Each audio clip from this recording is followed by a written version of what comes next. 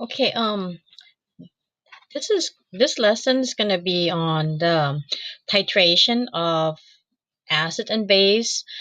Since before we went on the break, we were talking about the titration between strong acid and strong base, and you know how the titration curve works, right? The equivalence point is going to be at 7 for strong acid and strong base. Now, for the titration between weak acid and strong base is going to be slightly different.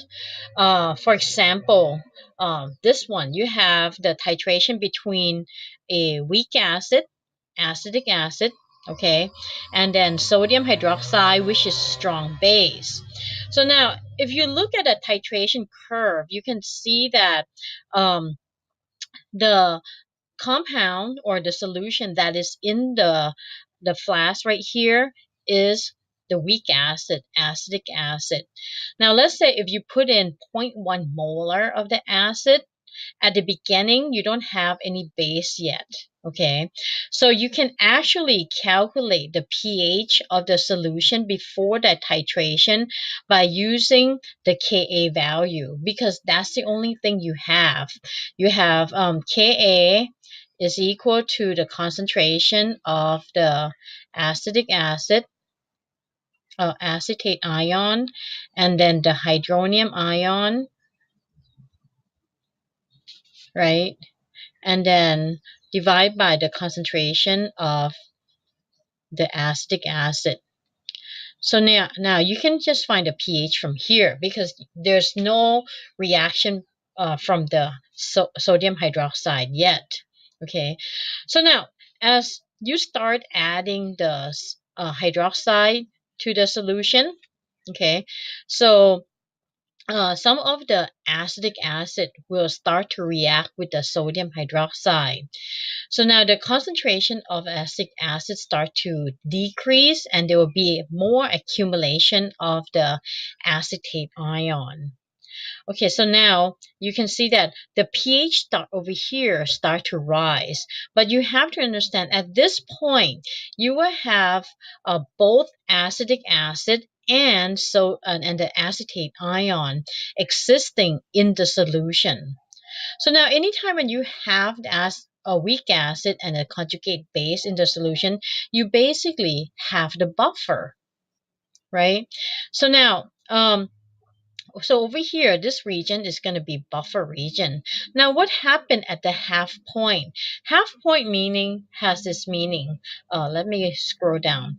Half point means that now let's say if you start with two moles, 2 molar of the acetic acid, okay, and then this molar, okay. So and then you added 1 molar of the hydroxide. Now you can see that what will happen is that this is the limiting reactant and this is the excess. So at the end of the reaction, you're going to have 1 molar of the acetic acid left, right? And then now from this reaction, you're going to be producing 1 molar of the acetate ion. So now, what do we have here? We have the equal concentration of acid and its conjugate base. So now, if you recall, if you plug this in over here, this acid over here, 1 molar, and you plug in the base over here, now 1 divided by 1, log 1 divided by log 1, which is going to be equal to 0. So essentially, at half point, meaning when half of the acid is being used up to produce the base. So at that point, you will have the equal concentration of acid and its conjugate base. So that means that this term is all gone. It's going to be 0. So at the half equivalence point, your pH of the solution will be equal to the pKa of that weak acid. Okay, so this is what they usually ask right here. This is pH is equal to pKa. So now if you continue to add more of the acid, to the solution.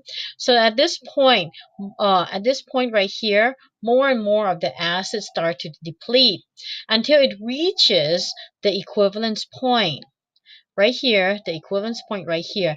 At that point, you would not have any of the acid left at all. All you have right now at this point will just be the acetate ion. And then you can go ahead and calculate the concentration of the pH of the solution by just using the pure acetate ion itself. So now let's take a look at this problem. What is the pH of the solution when 90 milliliter of sodium hydroxide, this concentration, sodium hydroxide, is added to 100 milliliter of the acetic acid? Now you can find the mole. When you multiply volume and the concentration, you have the mole of the sodium hydroxide. And then volume, concentration, you have mole of the acid. So this is what's happening. And this is what you have at the beginning. This is the hydroxide. You can see that you have less of the hydroxide, and this is the excess. So now change, that means that all of the hydroxide will get used up. You don't have any hydroxide accumulate at the end, and this is all you have left of the acid. And then the acid, where did the acid goes? Some of it will react with the hydroxide and becomes the acetate. So you can just go ahead and calculate the pH. The pH will be equal to, the pKa of the acetate of acetic acid is 4.74, right? And then plus log, okay, acetate is 0.0090 over 0.0010. Okay, so let's do the calculation. So we have log 0.009 divided by 0.0010. Okay, and then add that to 4.74. So the pH comes out to be 5.69. That is the pH. You can see the pH doesn't change much. It's still hovering around the pKa of the acetic acid because it's still a buffer. It's not at the equivalence point yet. Okay. So now let's take a look at the titration of the acid that has more than one H plus, which is we call the polyprotic acid. The ones that we're showing here is the oxalic acid. You see, oxalic acid is capable of donating 2 protons, so we call oxalic acid diprotic acid. This is when it loses first proton, this is the first Ka, and when it loses the second proton, this is Ka2, this is Ka1, Ka2. So now if you look at the titration curve, you can see it's not a one nice smooth curve.